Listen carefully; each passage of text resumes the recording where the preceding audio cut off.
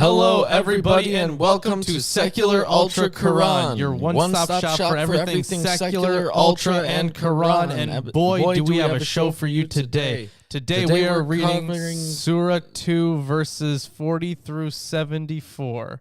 Yeah, that's a lot.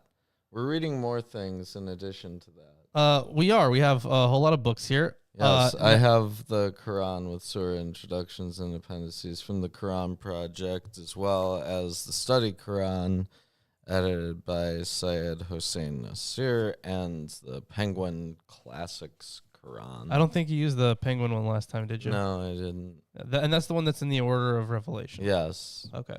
So we also have here a thematic commentary on the Quran by Shaykh Muhammad Al-Ghazali. I'm mispronouncing that probably. We also have this absolutely enormous Quran. This is huge. This is the Arabic text translation and commentary translated by Abdullah Yusuf Ali. And we have the Quran and the Bible. From Gabriel Said Reynolds. And this last one here is the Quran with English translation and commentary from Maulana Muhammad Ali. Yes. You know what? I'm gonna remember Muhammad Ali, but that's it. Yes. Everything else, it's like, is that even a real name? Yes. Is it? I don't know. It could be. It would be very offensive, maybe. I don't know if you got it wrong. I don't think the Quran Project is someone's real name. Wait, you don't? www.quranproject.org. It's at the top of every page. Dude, I don't know. That sounds like a real name to me. Okay, let's just. Yeah, people have been naming their kids very strange names, right? Yeah, like Ron, real person. Yeah, Ron is a horrible name. Who would ever do that? People have been, putting numbers in kids' names. Oh, that. Yeah. Yeah, there was also one that's just spelled ABCDE, and it's supposed to be pronounced Absidy. Yeah, I've seen that. Yeah. Awful. Right. Anyways, why don't I get started with verse 40 of Surah 2. Yeah, covering the... we are doing it's not the golden calf story. It's similar to it, because it'll be a cow. It won't be golden, though. And there are quite a few differences between this and the Bible. Okay. Yeah. Well, maybe the Reynolds book will be useful. But we already read the Bible. Yeah, so. for this stuff, considering not just how often we have talked about this, that being like the golden calf story, but the fact that it's such a famous story too. Like, there's so much just to talk about it. Like it's really interesting just to get their view. So let's go ahead and hop into it. All right.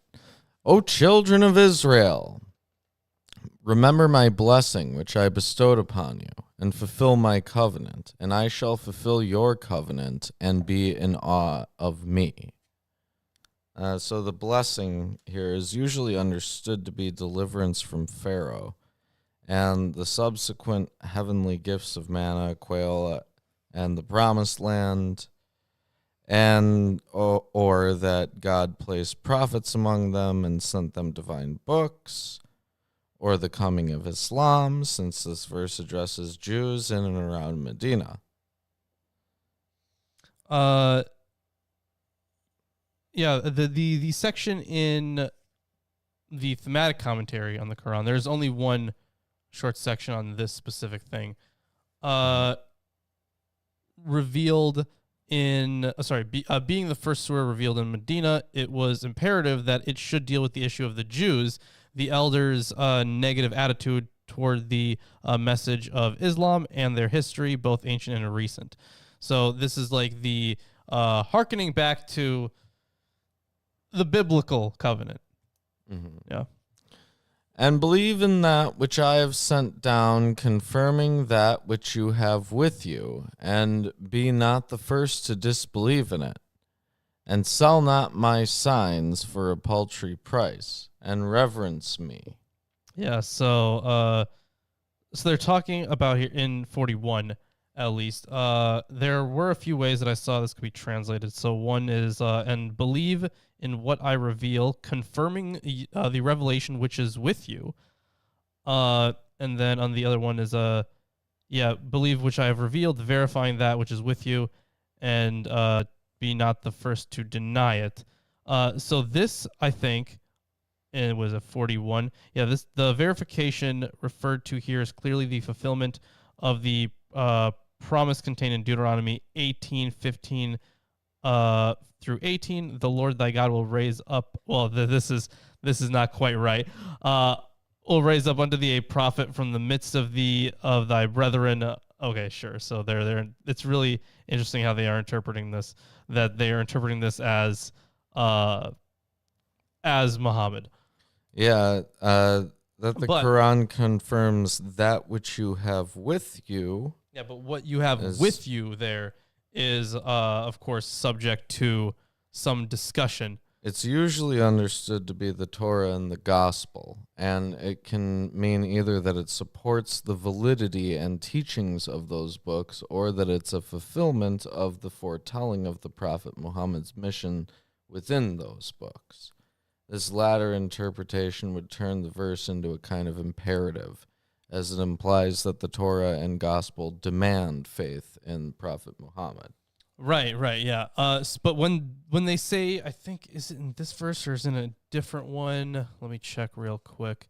So the thing is, one of the ways that I saw this translated was as scripture, confirming the scripture which is with you. And I'm not entirely sure what the word means. Now, see, it's translated in these as the revelation, right? Which, sure, fair enough. But since it's with the stuff that we're going to be talking about soon, at least, it does seem like, they're talking about the, even if you're just talking about the first covenant, like the Mosaic covenant, or not, that's not even the first one. But if you're just talking about the Mosaic covenant, then it says that, it would be a confirmation of that stuff has been confirmed, and this is the fulfillment of that, or at least, according to interpreters, that Muhammad is supposed to be the fulfillment of that. Yeah. And confound not truth with falsehood, nor knowingly conceal the truth, and perform the prayer, and give alms, and bow with those who bow. So this verse, if it's interpreted to be prayer and almsgiving as the pillars of Islam in the Quran Project's commentary. But here it says, if this were a command to perform the specific Islamic prayer, salah, and give the alms, zakah, as some understand it, it would be tantamount to a command to become a Muslim. But passages such as 1931 and 1955, where we are told Ishmael commanded his people to pray and give alms, and 2014 show that the canonical prayer and alms are not exclusive to Islam, as understood to mean the religion revealed to Muhammad. Other verses related to bowing, it goes into detail about bowing, but yeah, bowing is a universal movement. Of sure, worship. Yeah. These are, this is pretty common stuff. We've seen it before in some biblical texts, right? Like almsgiving, very common one. Yeah, absolutely. Yeah. Prayer, all that stuff. Oh, and then the whole thing about like, hey, don't be a hypocrite, and don't tell half truths, right? Just tell the truth. Something that is, while it is consistently mentioned in a lot of these holy texts, yeah, a lot violated. A lot of the time it's like, are you even really trying? Yeah. No, they're not. Well, they tried to write it, which they did, I guess. Okay. Yeah, they did. I guess they did. Yeah. I can't argue that. They tried to write it. Well, we're about to get into some wild stuff here. So. Okay. Also, it is interesting that when there's actually some, this is a very interesting piece of copium from a lot of people. So, like, if we are to understand Depending on how much you want to understand. Actually, could you check if the other translations for that that what was it, verse 41? Because I want to see if it says like scripture or just revelation. Believe in what I have sent down, confirming that which is already with you. Okay. So I guess maybe I shouldn't. I don't know if I should use the translation I have then, or the translation that I've been using, because it is different there. Because if you understand it as scripture, if you understand it as like their writings, then it would be quite. Remember, this is the first one in Medina. This is supposed to be the first revelation in Medina. Yeah. So if we confirm it as like their writings, then there are obviously points where they contradict, including the story that we have coming up today about the cow and the golden calf. Unless they're supposed to be two entirely different stories. Yes, have faith in my revelations, which confirm your scriptures, and do not be the first to deny them. Okay, interesting. This version. Okay, fair enough. All right. So yeah, depending on how you want to read that. So they do have some copium in here. At least to me, it's copium. The confirmation of the Quran of the scriptures. Oh, he translates it that way too. Of which the Jews had possession was and I put this in quotes, confirmation in general terms and not in all details. Of course. That is the biggest dose of copium I've ever heard. Well, yes, because they hold that the Bible is corrupt. Right, yeah. In general terms, because you believe in the one God and all that, talking to Jews and probably Christians too, to some extent. So it is very interesting that they're like, oh, well, it's not the whole thing, even though nothing about this verse suggests that it is not the whole thing. Right. Now, it does put a lot of emphasis on, I think that the oneness of God is emphasized, right? Because it says there, and be not the first to deny it, neither take a mean price for my messages, and keep your duty to me alone. So me alone would be a reference to like, I am like, God is one, I am your God, that whole thing in Deuteronomy, right? Yeah, but mine doesn't translate it that way at all. What verse was that? Oh, that was 41. Yeah, the end of 41. My 41 says reverence me. It doesn't say me alone. Interesting. Okay. And then, because it also does say my messages. So that does kind of sound like every other revelation, which, depending on how you view the Bible as being written. Yes, but Islam definitely is not a Trinitarian system. No, definitely it has nothing to do with that. No, it's not even close. Where'd the Holy Spirit go? Well, it's not here. It's not here. All right. Easy enough. I didn't know where he came from in the other text in the first place. Will you enjoin piety upon mankind and forget yourselves while you recite the book? Do you not understand? Seek help in patience and prayer.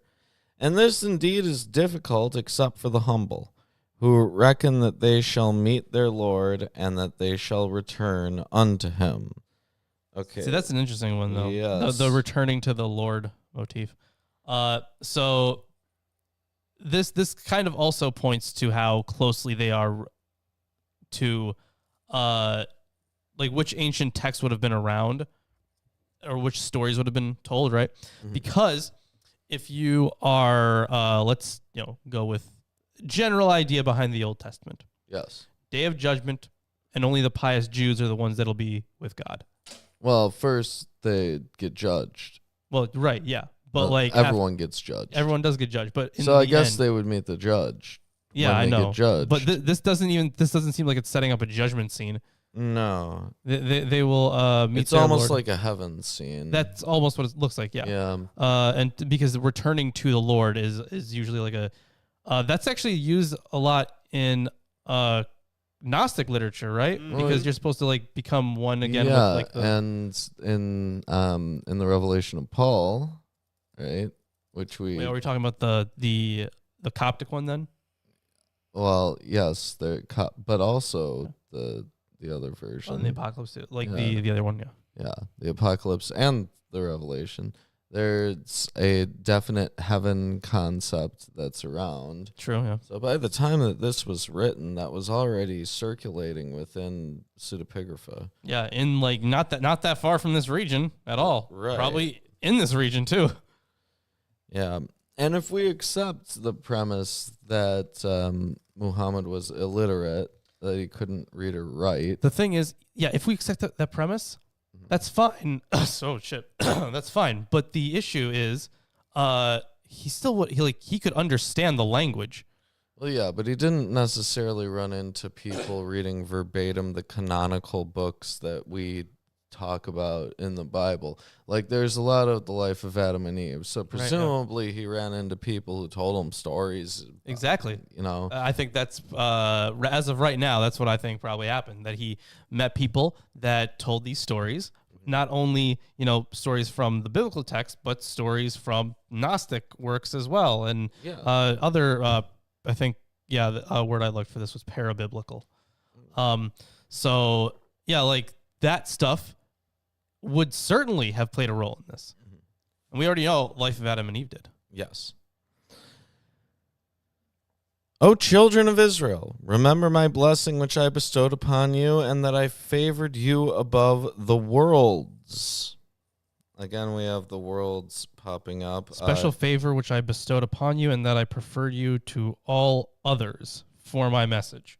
Oh, that's the translation here. Well, earlier in this story, he was worlds. Called the Lord of the Worlds. Yes, that is true. We did have So, worlds. My favor which presumably- I bestowed on you, and that I made you excel the nations. That's right. Mm.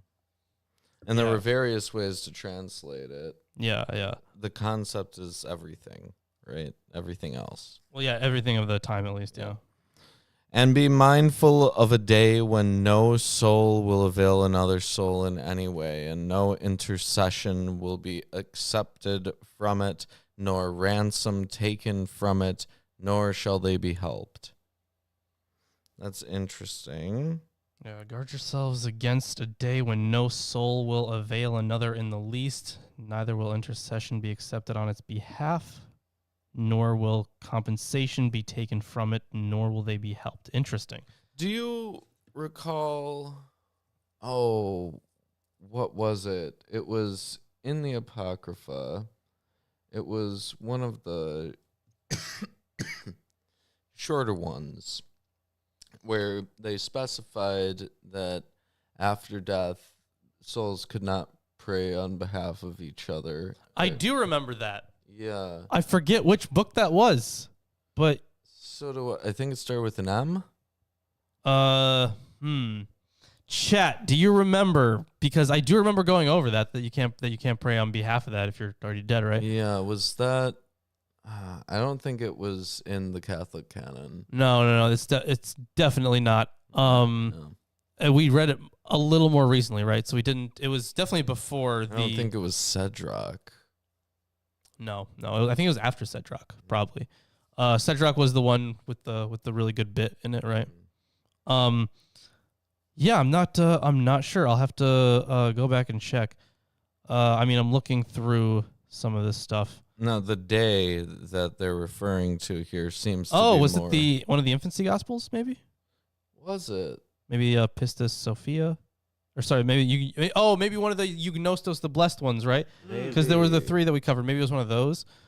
I remember that guy was pretty based, right? What do we call him? Terry the Based. Terry the Bass, Very yeah. based. But Maybe it was one of those. what they're referring to here by the day sounds to be like a day of judgment concept, right? That one can't intercede on another there. It's just pretty straightforward, but for some reason they have paragraphs upon paragraphs of things here. For some mystics, such as Ibn Arabi, supplicatory prayer brings into being possibilities that would not have been manifested but for that prayer. God's compassionate love encompasses all things, and included in that infinite range of love is the love that responds only when a request is made. As in 2:152, remember me and I shall remember you. This does not nullify the prior love, which is purely unasked for as a gift. Ultimately, the request is itself a manifestation of God's love, in that we cannot remember God unless he remembers us first. According to this interpretation, God is the mysterious author of all prayer. Oh, okay. Here we go. So this is these two verses are refrained with a two-part message. God chose Israel among all the nations, but this election will not save them on the day of judgment. Mm-hmm. And then it goes on to say the message is similar to that of Paul in Romans 3. Okay. And remember when we delivered you from the house of Pharaoh, who inflicted a terrible punishment upon you, slaying your sons and sparing your women? And Huh? That's is that supposed to be funny? Hold on. It was mildly funny. When because the the terrible implication punishment is that the Sparing your women is surviving the Hebrew. sparing is killing your sons and also sparing your women.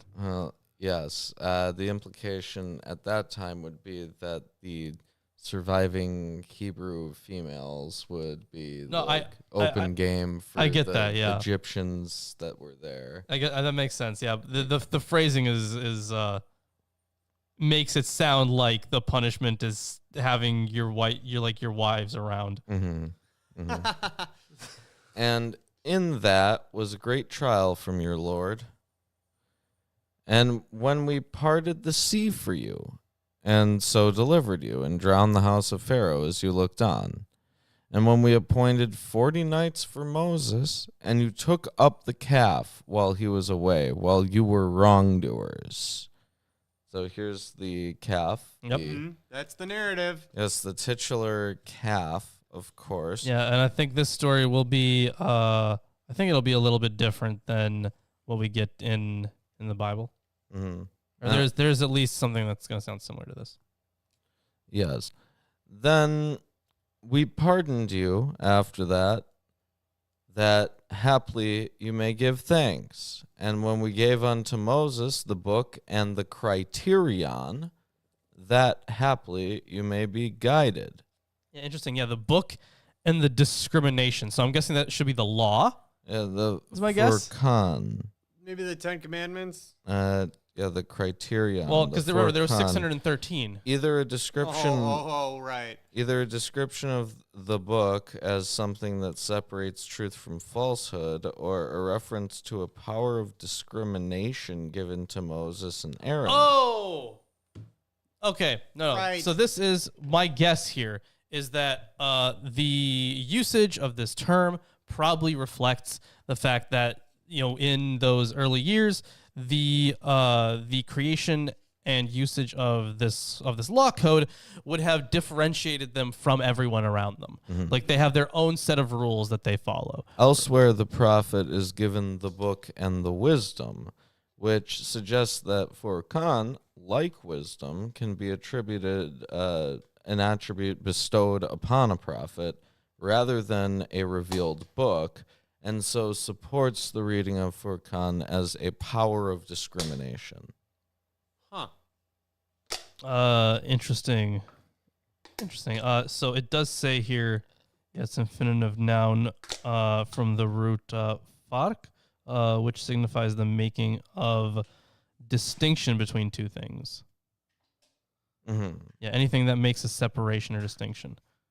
Yes, but I think in the other case, you wouldn't want to be distinct, right? Like in the case of Muhammad getting this stuff, you wouldn't want that distinction because he views himself as part of the Jewish tradition, right?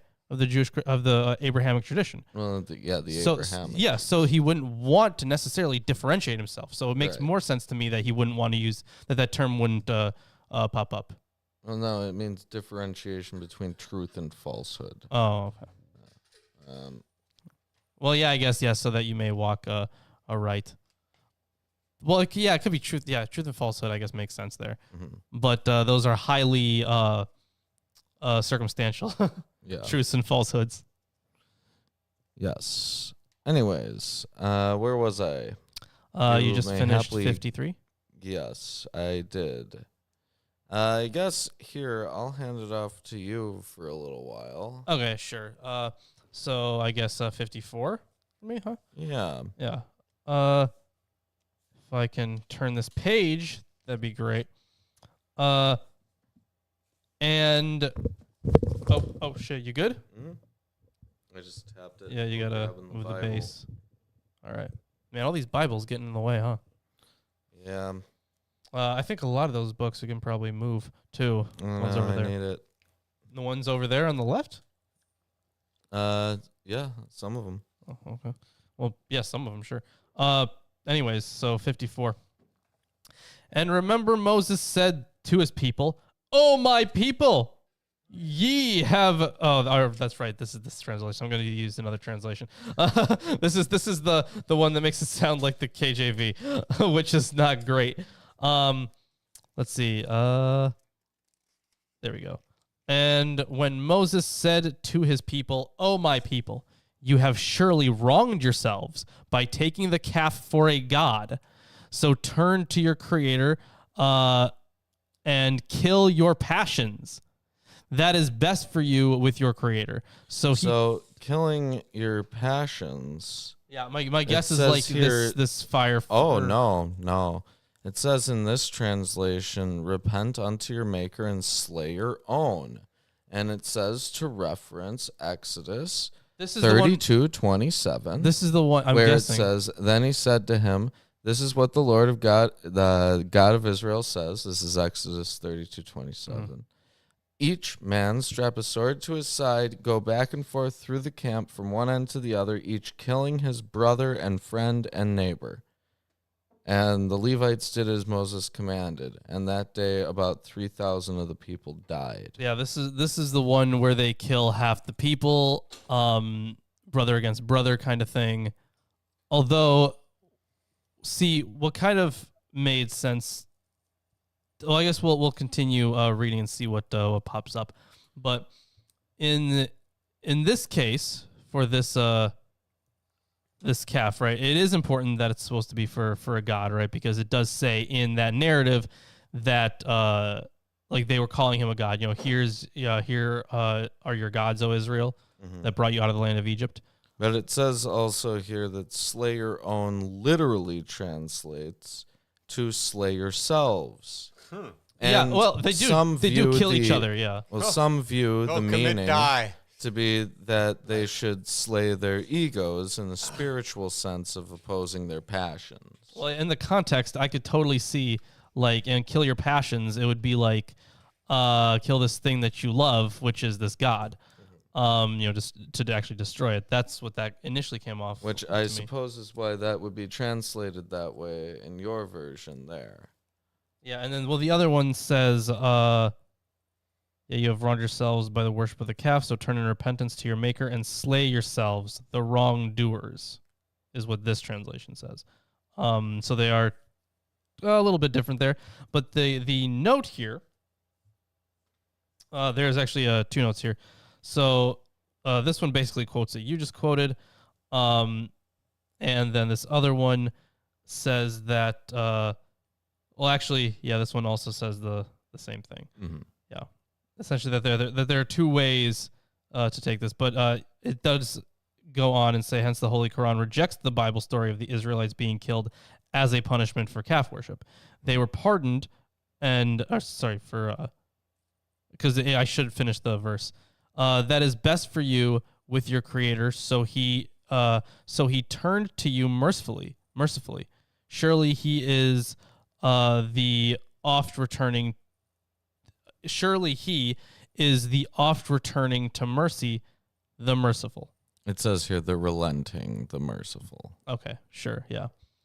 And I'm going to at least read on for now. And when you said, "O Moses, we will not believe in thee till we see Allah manifestly, so the punishment overtook you while you looked on." That... let's see, the reference to this story contained in the Bible is in Exodus 19:16. Now, hold on, yours says the punishment here? It says the thunderbolts. Oh, well, maybe that's metaphorical usage for... I guess that would. I don't remember anything about a thunderbolt coming up in Good there. old Thunderbolt. Remember that part? Yeah, you know what? That's totally what I used for the background image, a thunderbolt for that one. So it does say, yeah, the punishment overtook you while you looked on. There's a whole And book then called this Thunder. one- Come on. There was, you're The right. word rendered thunderbolt, sa'ika, has a broader range of meaning than rajfa, the word used for calamity, but could also refer to different events. Oh yeah, it says here, but ye were seized with thunder and lightning, even as ye looked on. And it says here, let's see how they translated it. So the reference to this story is in Exodus 19:16-17, and it came to pass on the third day in the morning. This is how they have it. It came to pass on the third day in the morning that there were thunders and lightnings and a thick cloud upon the mount.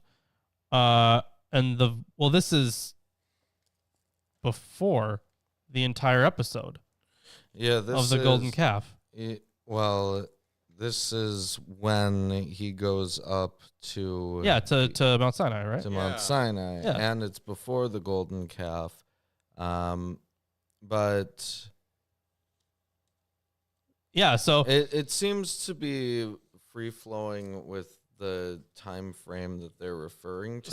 just times you didn't quite obey. Mm-hmm. I guess.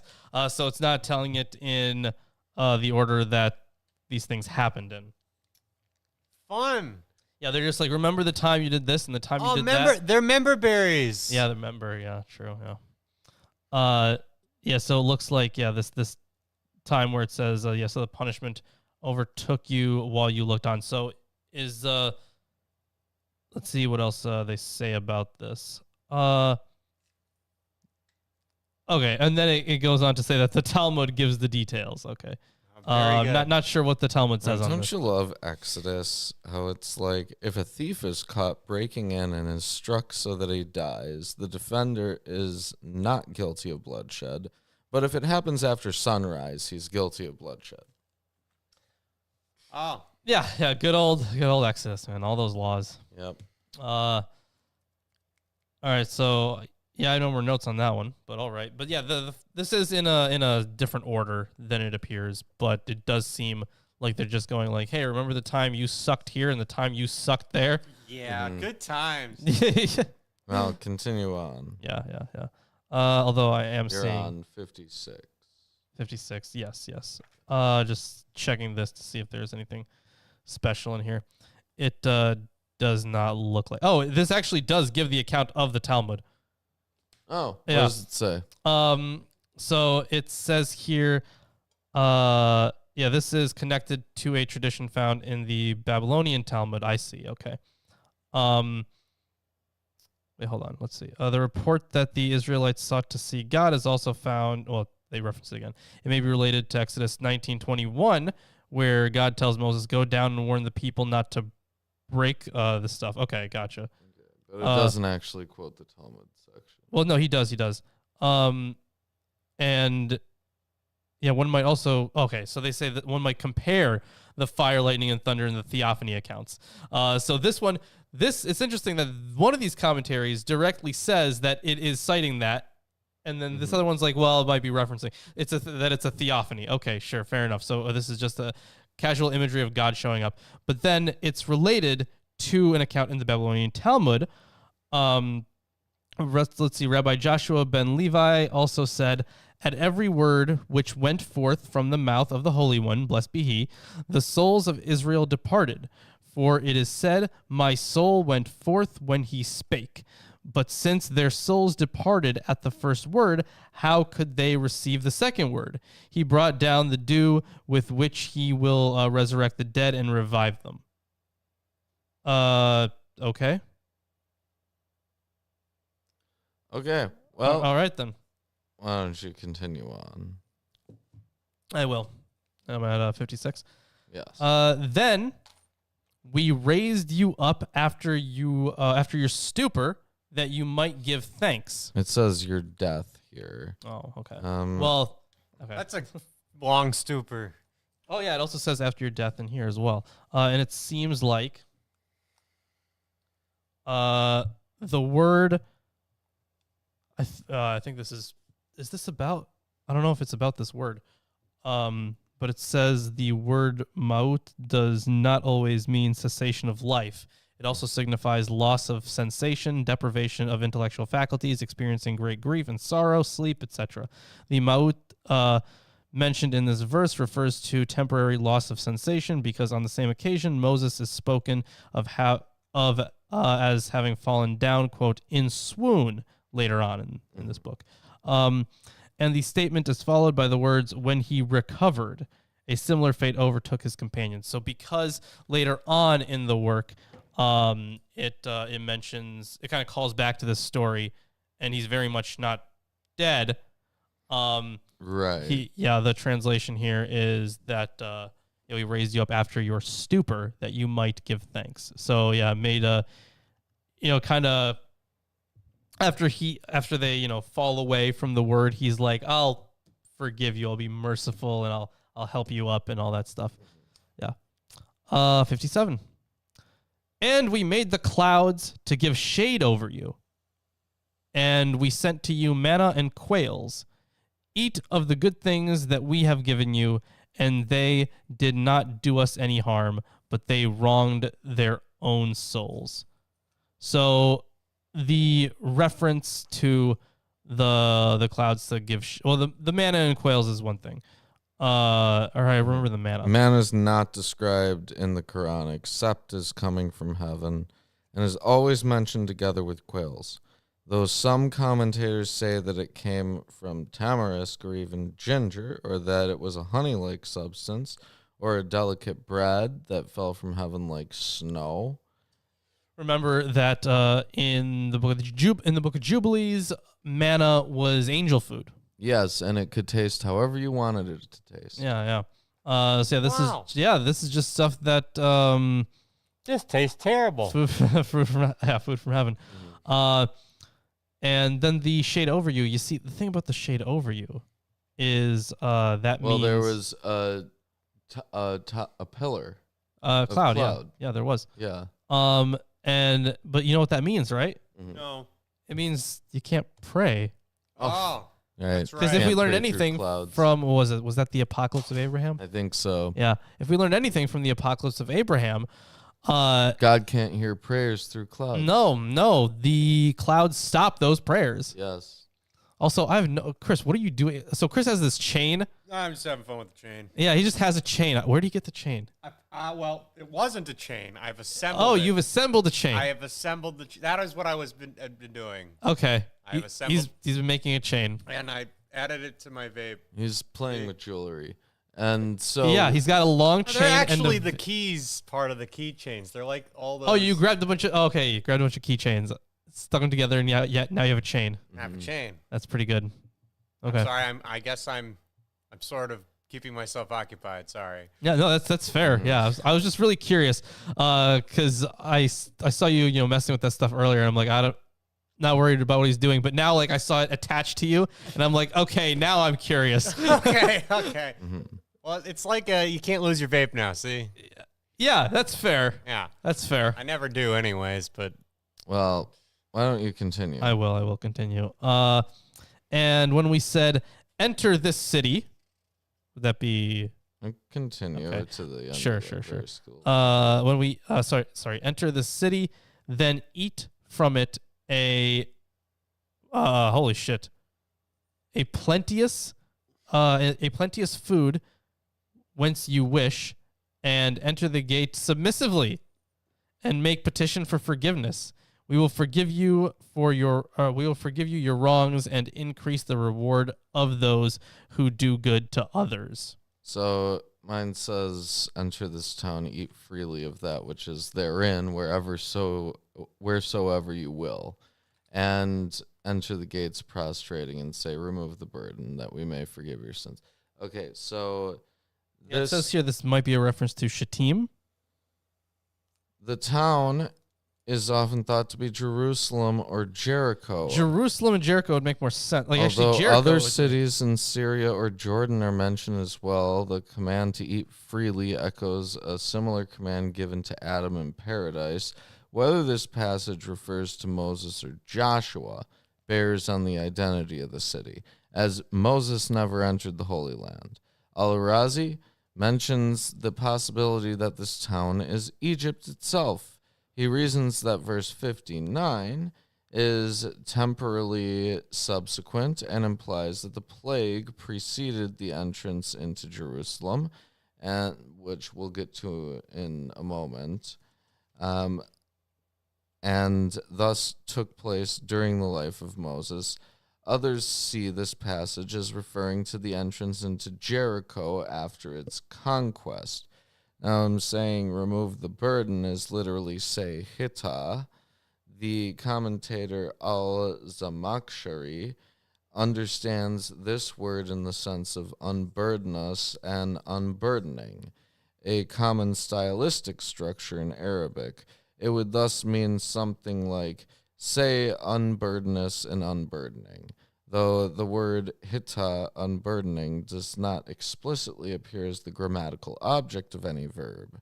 Some understand prostrating to mean bowing, since prostrating usually is more specific and specifically associated in Islamic rites with placing one's forehead on the ground.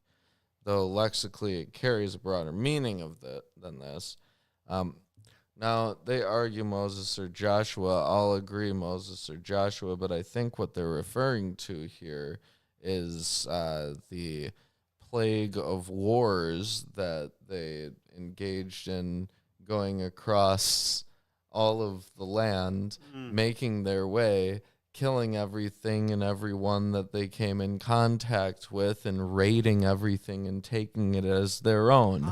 Then they entered into Jerusalem and built their temple and claimed that washed away their sins or what have you. Yeah, so it's like making your way in the world today, and I'm gonna take everything you've got. Mm-hmm.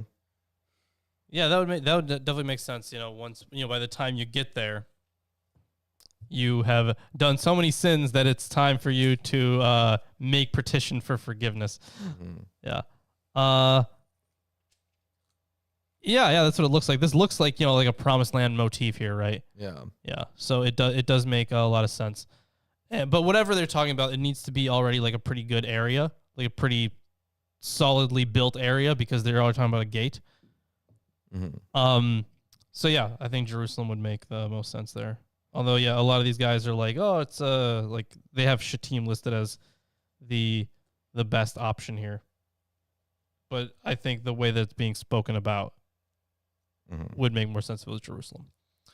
But those who were unjust changed the word which had been spoken to them for another saying. So we sent upon the wrongdoers a pestilence from heaven because they transgressed.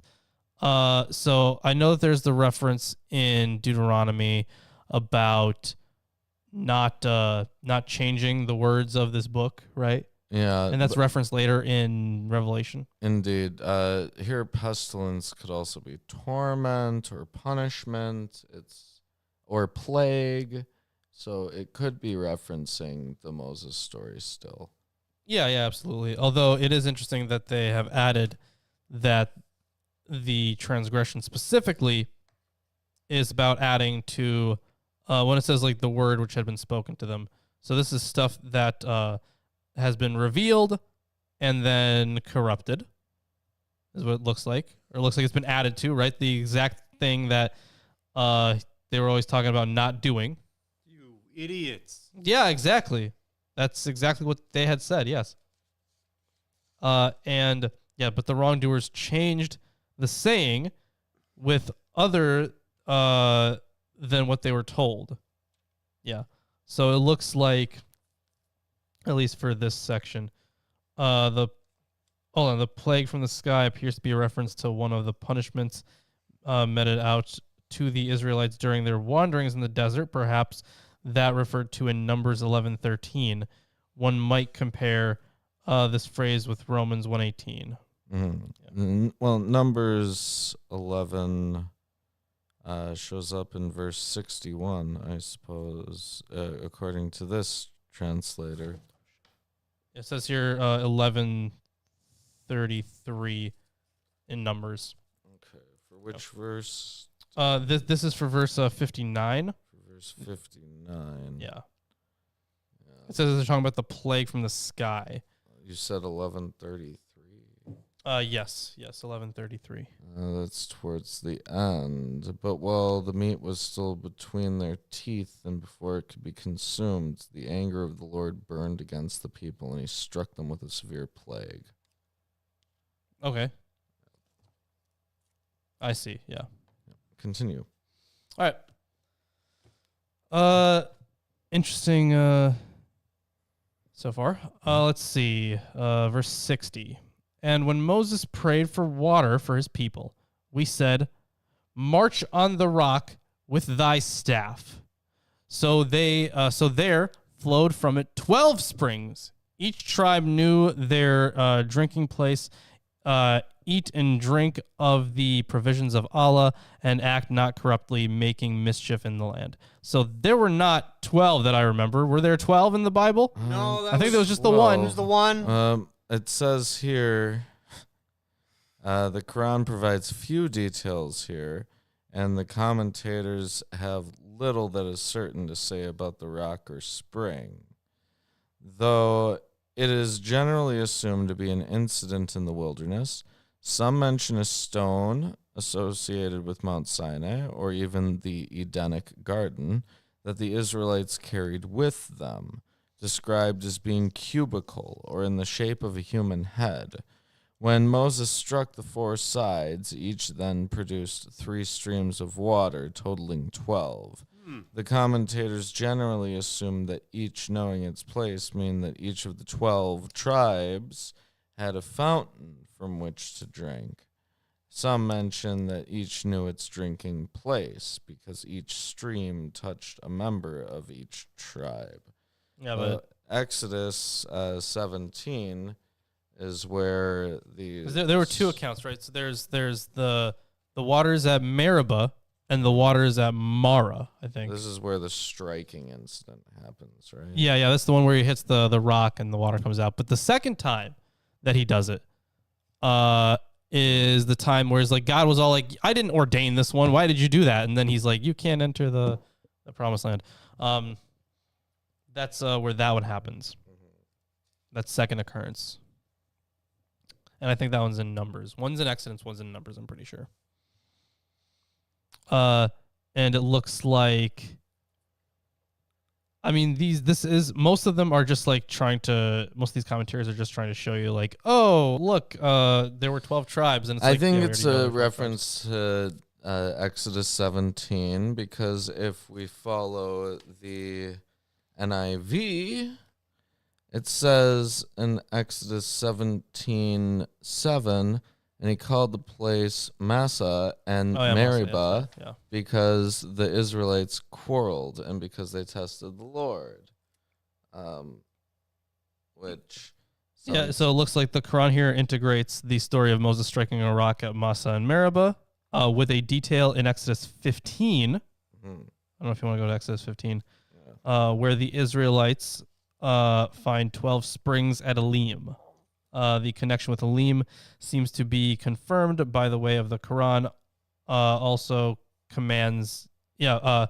Confirmed by the way the Quran also commands the Israelites to eat in this verse, as the Israelites also found 70 palm trees. Yeah, and they camped there by the water. But the 12 springs are just associated with the waters of Mara and Elim, which occurs in Exodus 15:22 through 27. Yeah, so this is all sorts of...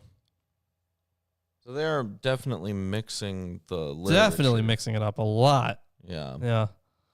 Of course, they would claim that that's because the Bible's corrupt. Right, yeah. They'd be like, oh, it's been corrupted. It's like, dude, it literally doesn't, like in a lot of these, you're just mixing 2 different sections together. Yeah. That's not like, it's not like those 2 sections were corrupted so much that those details came apart. In a lot of these, because we're only at the very beginning of the Quran. True, yeah. Eat and drink of the provisions of Allah and act not corruptly, making mischief in the land.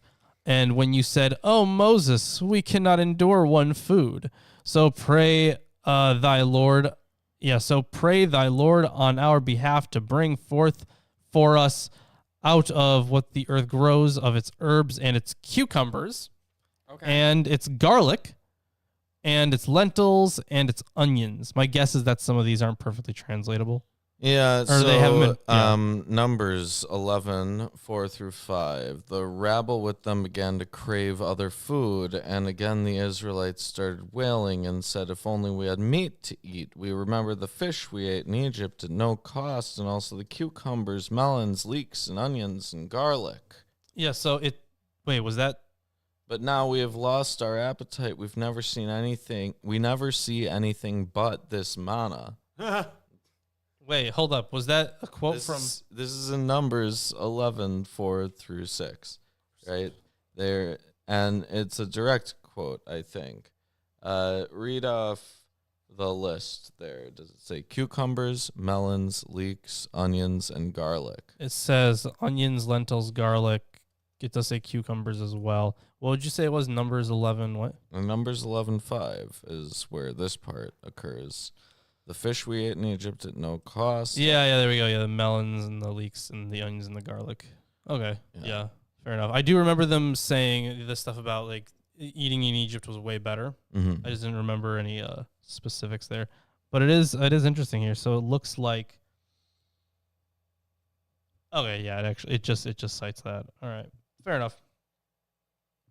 He said, "Would you exchange that which is better for that which is worse?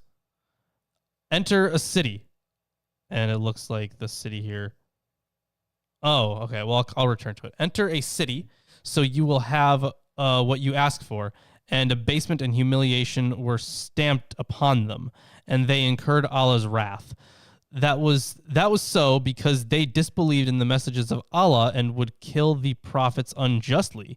That was so because they disobeyed and exceeded the limits. So this whole killing of the prophets thing. Yeah. I'm trying. Of course, that shows up within biblical literature, and post-biblical literature. There were the weird ways the prophets died that we read about recently. Mm-hmm. But I think it's more of a general thing about the people who are martyred. And moreover, I wanted to point out when they talk about this town here, a town renders M-I-S-R, Misr, which also can mean a city. Used as a proper name or foreign word, it means Egypt. The orthography, which requires it to be read as Misr and not as Misr, they're both written the same way. I don't know what they're saying, indicates that it could not refer to Egypt itself, though some mention is made of early commentators understanding this to be the Misr of Pharaoh.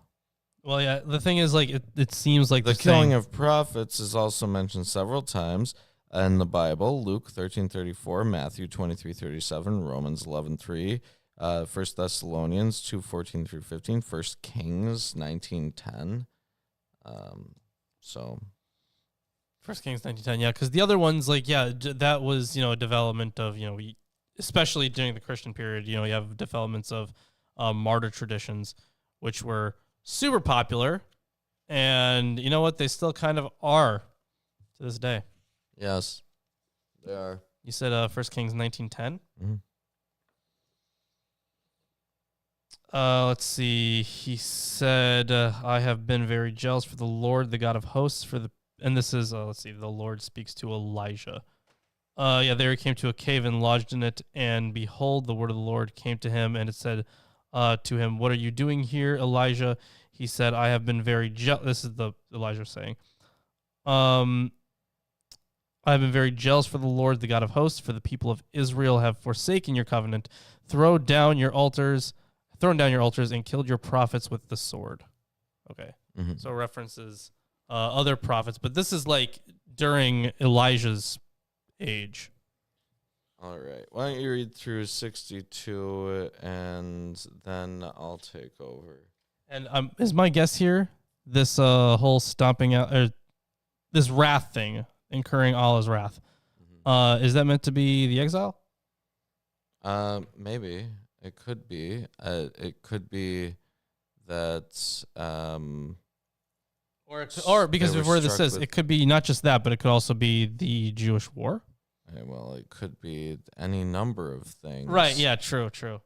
But either way, them going to like these established cities, these places that that kind of lead them away from the Mosaic covenant, Right. essentially. Yeah, I finished this section, right? You finished 61. Yeah, I Yes. did. Okay.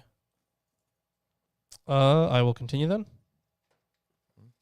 Or did you say? I can take over if you want. Okay. I mean, it's up to you. I don't care. I just have a very, very long note for 62. Oh, It okay. continues on for 2 pages. Jesus Christ. Okay. Tell you what. How about you skim that, and I read at least 62, and then I'll give you my commentary, and then you can give me whatever you skimmed over, whatever you got. So 62. This is another section, by the way. So they do have them sectioned off, not as different chapters, just sections. Surely those who believe, and those who are Jews, and the Christians, and the Sabaeans, whoever believes in Allah and the last day and does good, they have their reward with their Lord, and there is no fear for them, nor shall they grieve. So the thing about the Sabaeans, I remember that as being some heretical Gnostic sect, wasn't it? I don't recall exactly. I'm who pretty they sure were. it was. Was it let a me- Gnostic? No, or was it a different Christological group? Hold on. Sabaeans renders sabi, which some derive from the word sab, insofar as it can be used to mean to go from one religion to another. It can also mean rise, as in the case of stars, or to come upon, or to emerge, or to arise. Others read it as coming from saba, meaning to incline, as in from one religion to another. The pagan Arabs used to call the prophet Muhammad a sabi in this sense, in that he had left the religion of his forefathers.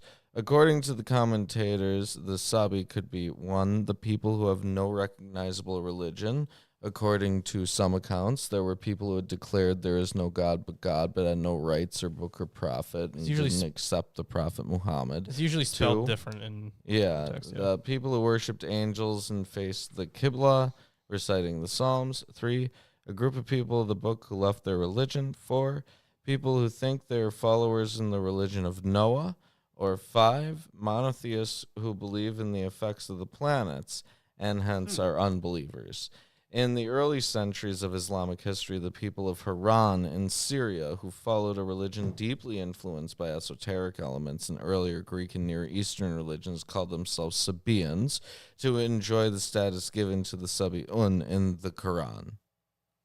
So that's what they're saying. They're saying the Sabaeans were just trying to copy the status of the Sabi'un in the Quran. Yeah, so it does seem like that is one potential one, because there's this this group. Also, some You'll- interesting things here. Christians renders Nasra, singular Nasran or Nasrani. The most plausibly derives from Jesus' hometown of Nazareth. Oh, okay, Nazarene. Okay. Yeah, so it says here, let's see, latest research has revealed a small remnant of religious community numbering 2,000 souls in Lower Iraq near Basra. In Arabic, they are called Subi, plural Saba. They are also called Sabaeans and Nazarenes or Meridians or Christians of St. John. They claim to be Gnostics. We already know what those are. We don't need that defined. And then the other option here I saw was... what was the other term? I already forgot. This one I take more seriously when it comes to this stuff. Yeah, the identity of the Sabaeans is a matter of debate to classical Muslim interpreters and academic scholars alike. The most common hypothesis is that the term refers to the Mundaeans, known by the misnomer Christians of St. John. Al-Zamakhshari and some others argue that those who believe refers to the hypocrites because they affirm belief outwardly and lumps them in together with the Jews, Christians, and Sabaeans to form a first group, which is then juxtaposed with those mentioned in the second part of the verse, the true believers in the Prophet and Islam. I could swear there was another one. I could swear. Is it in? Okay, hold on. It must be referenced in here, surely. I remember coming across this somewhere, and everyone's like, "Oh, it comes from this later period." I'm like, "No. What the fuck am I remembering then?" Mm-hmm. I'm right now. I'm looking through the Nag Hammadi stuff because I'm like, I'm pretty sure I've seen it in this book at least. Now, Al-Kurubi, this is important, Lawrence, Okay. mentions an opinion attributed to Ibn Abbas that 385, whosoever seeks a religion other than submission, it shall not be accepted of him, and in the hereafter he shall be among the losers, abrogates this verse. Oh, okay. But a widely accepted principle of abrogation is that only legal rulings or commands can be abrogated, Wow. not descriptive statements, Wow. Okay. especially as regards one's status in the hereafter, which I guess then would just make this a contradiction outright between 262 and 385. Sure. Yeah. So why don't I take over now with verse 63. How far are we going today? I think it's 74. 74. Yeah. Okay. That was 70. No, Nope, 74. Okay. Okay. And we have made a covenant with you and raised the mount over you. Take hold of what we have given you with strength and remember what is in it, that haply you may be reverent. The mount here renders Tur, which commentators point out is a word of Syriac origin for mountain, but nevertheless an Arabic word. There's general agreement on the interpreters that this verse literally means mount, that either Sinai or a mountain from Palestine was uprooted and made to physically move and float over the Israelites. Oh, wait, hold on. What was that section? I forget where it was. Maybe someone in chat remembers. There was I forget if it was in the Bible or if it was another work that we read where, no, it was in the Bible. Was it in Judges maybe? Or Joshua, where like this clump of water goes up, right? Because they have to cross something, right? So there's this mass of water that is just like moved over. You mean the Exodus No, not the fucking story? No, I'm not okay. I'm not talking about the splitting of the fucking sea here. Like I'm talking about like it may have been during that fucking portion. I don't even remember. But like it was. I think there is a Was that the crossing of the Jordan? The Jordan. Yeah. Okay. So yeah. So it wasn't the Red Sea. That was the crossing of the Jordan. Okay. Yeah. So that wasn't the Bible. Yeah. Mm-hmm. But yeah, that's where like they were like, you know what? Let's move all this water to the side. So it's not crazy that They believe that faith can move mountains. yeah, right? in the most literal possible interpretation. And the Quran doesn't describe the mountains as floating, but only rising above the Israelites. One can understand that it loomed over them in a terrifying and meaningful way. That it was huge, sure. Yeah, that would be one thing. But yeah, more. This is an interesting play on the holy mountain motif, though. Yeah, it is. Then you turned away thereafter, and were it not for God's bounty upon you and his mercy, you would have been among the losers. Losers. Yeah, they love doing that. And you have indeed known that those among you who transgressed in the matter of the Sabbath, and so we said to them, be you apes, outcast. Wow. Yes. And indeed, you know those among you who violated the Sabbath. So we said to them, be as apes, despised and hated. Mhm. Wow. Hates apes? I guess they hate apes. I'm Apparently not sure what this. This what is this, a very negative thing. probably likened there to are dogs, various right? instances where human beings are likened to animals. It's generally negative. Right. Yeah. That makes sense. However, what verse does it say apes? I think 65. Yeah, It says here. 65. Yeah. So we said to them, be as apes, despised and hated. It looks like Oh, okay. So they're doing some. I don't know what this acronym is, but or maybe it's not an acronym. Oh, It there's says an MJD. apologetic. Yeah, it's probably an apologetic, right? So turning to the Bible, we find that the Israelites became apes in all the senses in which that word is used in the Arabic language by violating the divine commandments. Quote, thou hast despised mine holy things and hast profaned my Sabbaths. It just quotes Ezekiel 22. Mhm. Yeah. Okay. So they've done like a whole bunch of bad stuff, and that's about it. Mhm. There's an apologetic for the contradiction that was pointed out earlier, whether or not these particular believers are losers, right? Mhm. Well, it says in the Quran Project's version that after the coming of Muhammad, no religion other than Islam is acceptable to God, which is what 385 points towards. Okay. But I'm not sure that's actually what 62 is pointing towards. So let me continue on. Sure. Yeah. So we made it an exemplary punishment for their time and for times to come, and an admonition for the reverent. And when Moses said to these verses are about. Okay, I'll get into that. Moses said to his people, God commands you to slaughter a cow. They said, do you take us in mockery? He said, I seek refuge from God from being among the ignorant. I seek refuge in God from being among the ignorant. Okay, so these verses up until 71 contain an account of an encounter between Moses and the Jews that is rather detailed in comparison to other Quranic accounts.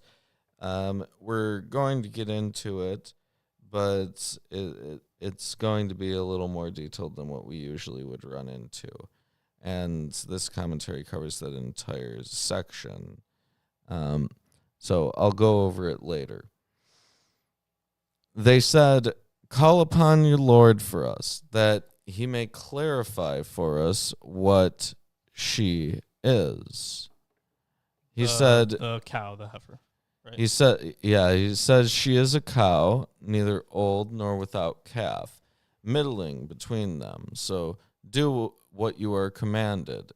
In the Torah, we see that it has to be a cow that's specifically 1 year old. Isn't the Unblemished. date on that one different? Like sometimes it says 1, sometimes it says like 3 or something. It had different I dates, think but so. always unblemished. It's usually 1 year old, I think, and it's always an unblemished special cow. This one's just neither old nor without a calf, middling. They said, call upon your Lord for us, that he may clarify for us what her color is. He says she's a yellow cow, bright is her color, pleasing the onlookers. They said, pray for us to your Lord, that he may clarify for us what she is. Cows are much alike to us, and if God we will surely be guided. He says she is a cow, not broken to plow the earth or to water the tillage, sound and without blemish. Oh. They said, now you've brought the truth. So they slaughtered her, but they almost did not. So they almost did not. Yeah, they almost failed to do so. They had to get all of these details. It says that had they taken the nearest cow and sacrificed it, it would have been enough for them. But I'm going to get into this. So, Numbers 19, there's a ceremony with a red cow. That is not pointed out here. Here, this one is yellow. The instructions given to the Israelites there, similar to those given in 271, are that a cow has to be without defect, in which there's no blemish and no yoke has been laid upon it. This is in Numbers 19:2. The seemingly impertinent question of the Israelites is not part of the biblical account. Right, yeah. One account of the background story is that a rich man was secretly murdered by his heir. Moses, as the prophet of God, was asked to learn the identity of the killer. After the debate over the cow, the people finally slaughtered it, took a limb from it, and struck the corpse, which then quickened and identified the killer. This would continue the story of the cow up to verse 73, which we'll get to in a bit. To be ignorant here in the Quran is more than to have a lack of knowledge. It's a disposition against it, a kind of pathological adherence to one's own way and one's ignorance. The term could also be rendered ignoramus. Oh. Unlike the case of the blind man seeking knowledge from the prophet, the ignoramus is deliberately ignorant and in the dark. Similar instances in the Quran show the enmity or vice inherent in the Quranic concept of ignorance. It is related to the concept of the pre-Islamic day of ignorance called the Jahiliyyah. Now, you have brought the truth means you have made it clear to us. They almost did not, was because the cow was so costly, according to a story recounted by Tabari. There was only one such cow, and it was owned by an old woman who was asking a high price for it, or because they didn't want the identity of the killer to come to light because of the potential scandal, if we accept that other recounted story. The prophets, let's skip that. In Ibn Ajiba's esoteric commentary on this verse, the egotistical soul must be killed in order for the spiritual soul to live. The best time for a soul to inflict the knife of asceticism and poverty upon itself is when it is neither too old, when its habits are ingrained and change becomes more difficult, nor too young, when it feels immortal and sees no need to change.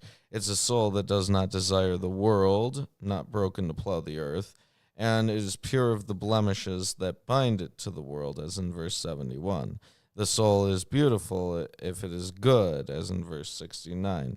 It is only when the soul has been purified and made beautiful and severed its inner attachments to the world that it is worthy to be sacrificed to God. That's Yeah, it says, the slaughter of the cow referred to in this verse has nothing in common with the slaying of the heifer as an expiation of an uncertain murder in Deuteronomy 21, or the slaughter of the red heifer, the ashes of which purify one who has touched the dead body of any man in Numbers 19, except the fact that the Israelites held the cow in great honor and even worshipped it. I don't remember the worship part, but I remember them holding it in great honor, as is clear from their... Okay, yeah, this is where it gets a little not understanding of the context. As is clear from their worship of the golden calf, they were ordered to slaughter such cows as were usually let abroad and worshipped as sacred objects. That's not the context of that. That's incorrect. right. Yeah, there's not much else that adds on to that. And when you slew a soul and cast the blame upon one another regarding it, and God is the discloser of what you were concealing, we said, strike him with part of it. Thus does God give life to the dead and show you his signs that haply you may understand.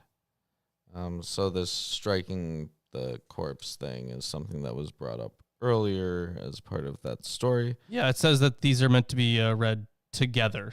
Mm-hmm. Like, because actually, I think we had that in the Quran already, right? Like, where they tell like those different parables, like one after the other, and you're supposed to kind of understand them at the same time. In order to understand a verse, you got to read the verse before it and the verse after it.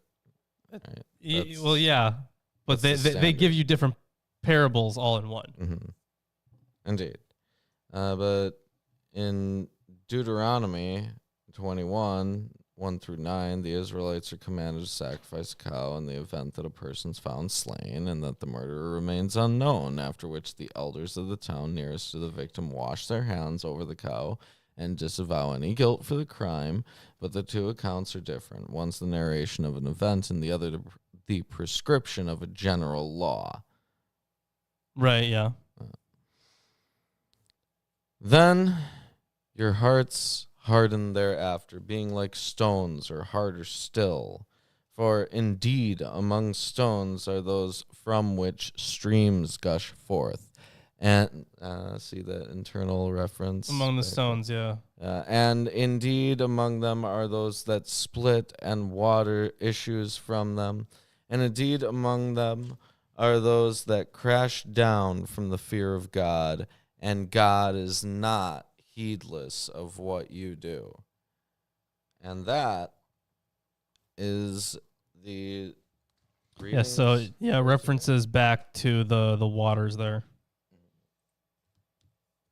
So, what did you think of what we covered today, Lawrence? Not as interesting as the Adam story? Yeah, the Adam story was way cooler. The Adam story is way cooler. This is just kind of like a mishmash of a whole bunch of different parts of Exodus, Numbers, and Deuteronomy. Right, in a way that doesn't really make sense. And it almost sounds like he heard the stories. He heard the stories, and like he didn't quite remember them. The order, yeah. He remembered, he kind of remembered the stories. Yeah. More or less. Yeah, but the Yeah, and that one part I forgot to mention where he went to that mountain. Yeah, let's go back to that. Yeah, yeah. So very, very bouncy in the way that these stories were called. Yeah, I'd say that I've read better. The Adam story was way more interesting. I would say I've read better versions of the Moses story. Oh, yeah, true. Yeah. Wow, and it does seem to pull from quite a few things, and or maybe that's just the apologists that are.